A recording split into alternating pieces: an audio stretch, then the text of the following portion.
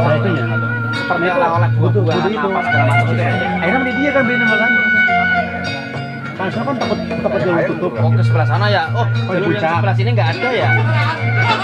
Ada juga jalur Sukabumi. Iya, Pak. Itu semacam itu. Ya makanya kayak begitu tuh sekitar sini harus jagain gitu ya. Iya. Tapi maksudnya si Pemda yang tahu. Ya kita Cuma parkiran gitu buat parkir doang kan.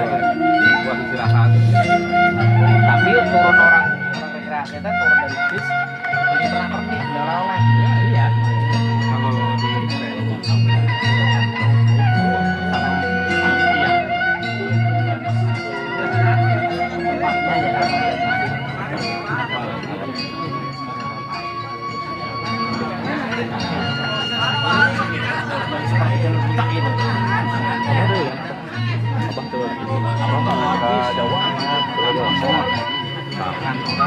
Cari tempat sama dan juga persoalan minyak memang